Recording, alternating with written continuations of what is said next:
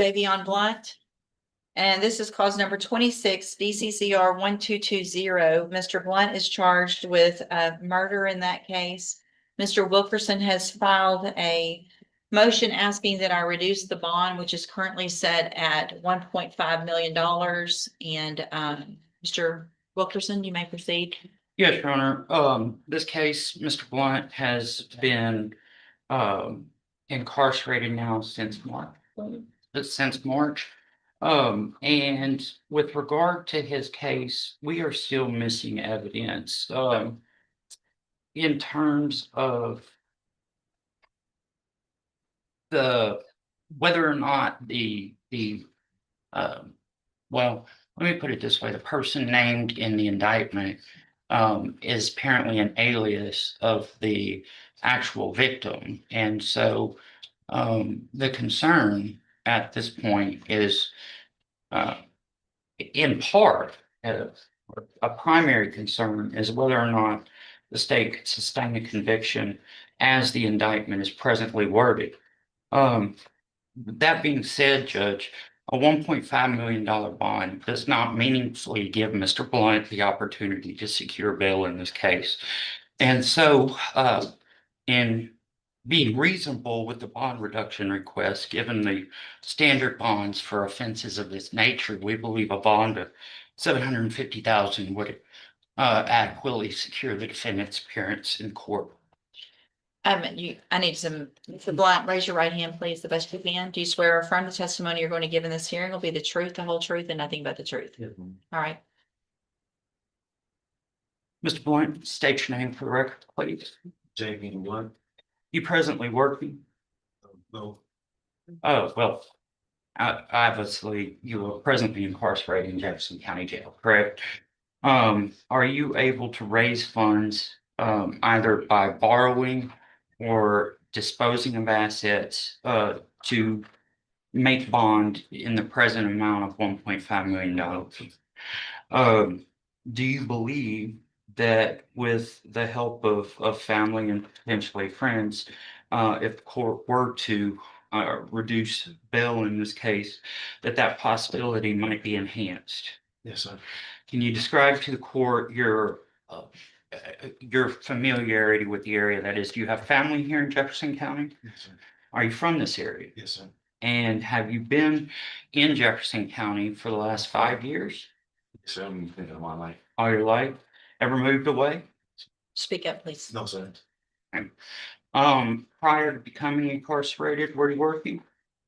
Well, not right before, I had just not working in the Ford Arena, Okay. How long had you been there? a few months.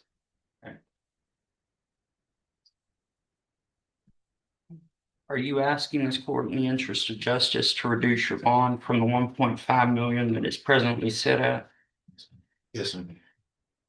Pass the witness, Your Honor.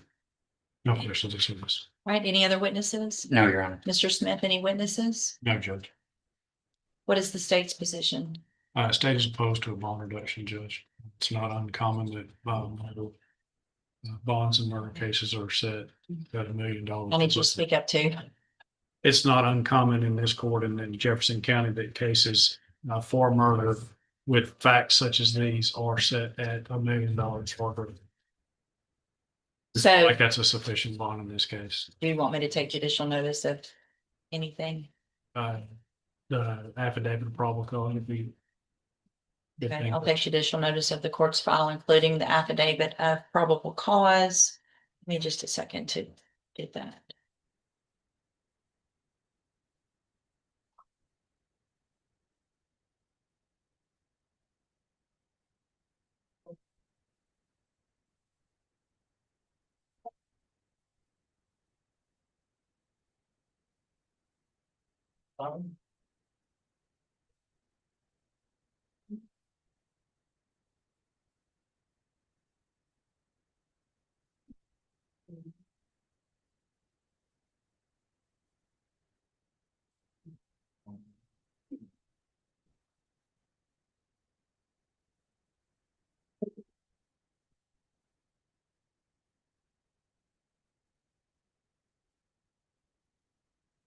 All right, anything else?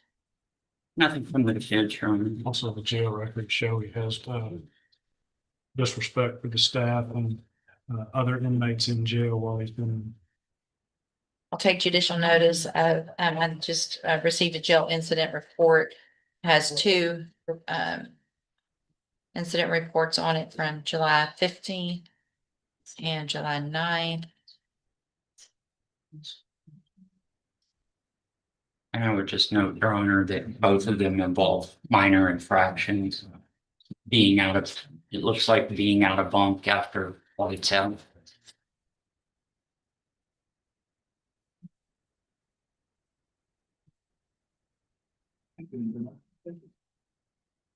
Right, this time. I'm going to grant the motion to reduce the bond. I'm going to reduce the bond to $1 million. There will be bond conditions of house arrest, as well as wearing a GPS monitoring device if that bond is made. All right, we can go back with the bailiff. Thank you, Your Honor. Oh, there he is. All right, we're back on the record and cause numbers 26 DCCR 0322 and 0323. And so in cause number 0322, you are charged with the third-degree felony offense of assault family violence by impeding breath or circulation. That's from February 16th of 2026. What that means is that if you go to trial in that case and a jury finds you guilty, the range of punishment could be between 2 years and up to 10 years in prison. Do you understand at least the range of punishment and what could happen if you go to trial and you're found guilty? Understand. Okay. And then in cause number 26 DCCR 0323.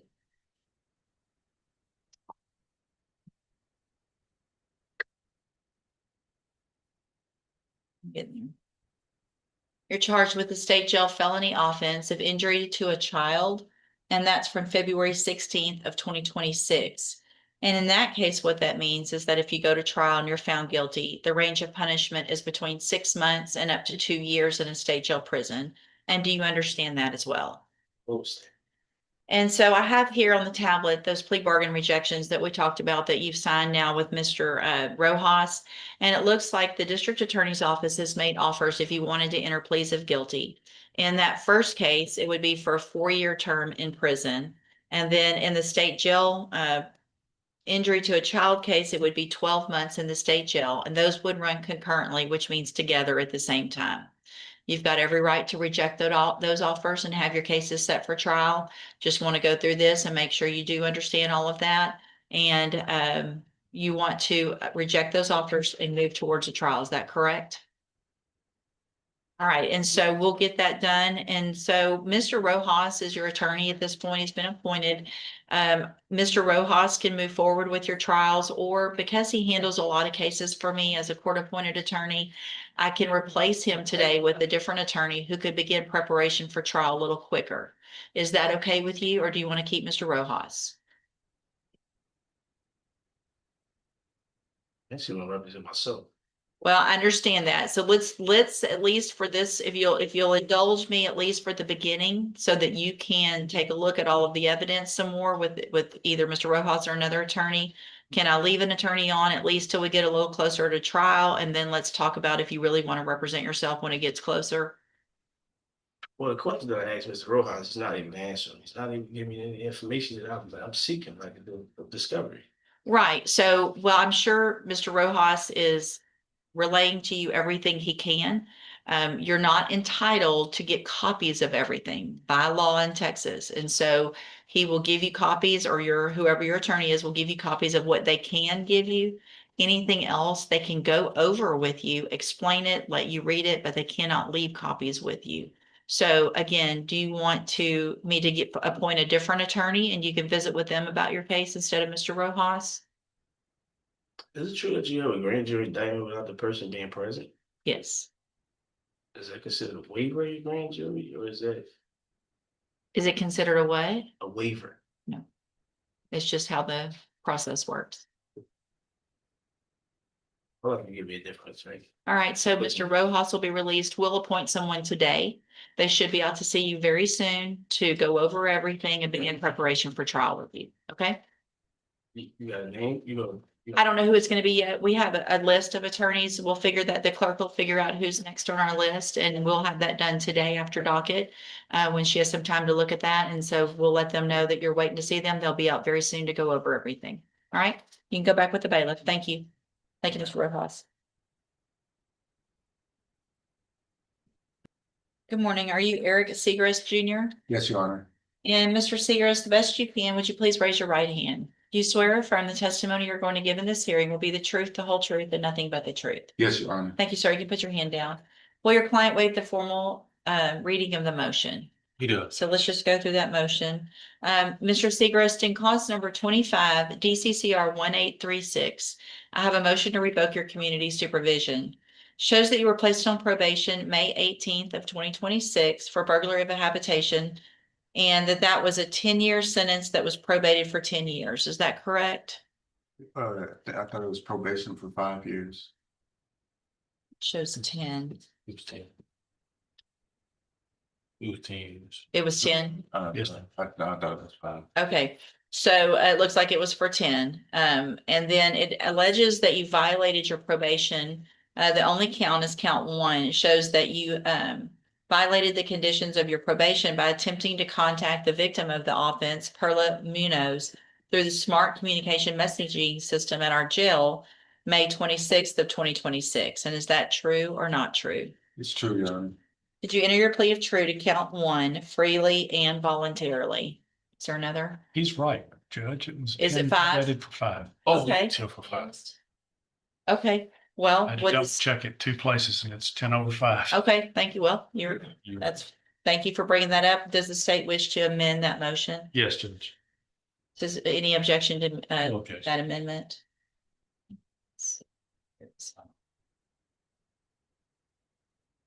Line for the second, 10 and like 5. Yeah, that's easier said than done on a computer. Like, you go paperless, it's all gonna be easier and better. It's also like the tiniest writing ever.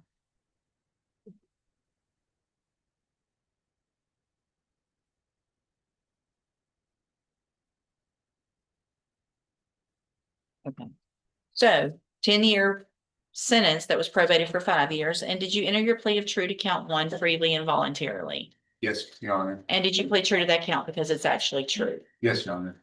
And so it's my understanding that you guys have reached an agreement, Mr. Smith and Mr. Lewis. Yes, Judge. He's just started on probation. We would ask that the court admonish him that he cannot have any contact with his Munoz. And that we will we've offered to keep him on probation. Make sure he's on the mental health caseload, stays on his medication, and has no contact whatsoever. So, Mr. Segrist, I have a feeling we probably talked about this at sentencing, that you weren't supposed to have any contact or communication with her. And 8 days after you contacted her, or at least tried to, you are going to end up in prison for, if you do it again, we will not be here with anybody saying, let's give them medication, let's help them, let's put them in programs. I'm not going to hear it. If you try to contact or communicate her with her in any way, you're looking at minimum 2 years up to 20 years in prison. And I'm going to take it very seriously. I can tell you that. Do you understand? Absolutely. So whatever the relationship was, it's done. Yes, ma'am. And there's no reason for you to ever talk to or communicate with her again. If you do, you'll go to prison. It's that simple. Yes. Okay. So I'm going to find that you entered your plea of true to count 1 freely and voluntarily, find that count true, find sufficient evidence to revoke your probation. I'm not going to do that. I'm going to continue you on probation. Again, same condition, not to have any contact or communication. Any issues, you'll be on the mental health caseload. If you need any help with whatever it is, probation's there to help you do that. Okay.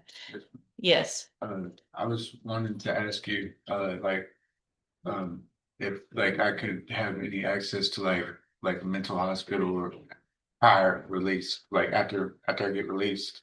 Talk to probation about that as soon as you're released, Yes. because they have options. And if there's something that they can find for you that's inpatient, it's hard to find some inpatient. There's outpatient stuff that you can do. You need to, but there might be something that they can do. You need to talk to them about that immediately, okay? My probation officer? Yes, Okay, as soon as you get out and you're released from custody, go straight to probation, make that appointment, talk to them, explain that you feel like you need some help up front, so that you can be successful later, and I'm sure they'll do everything they can to do that. yes. Okay, Thank thank you. you. Go back with the bailiff. And Jody, if you'll just make a note to let his probation officer know that, Officer is not officer.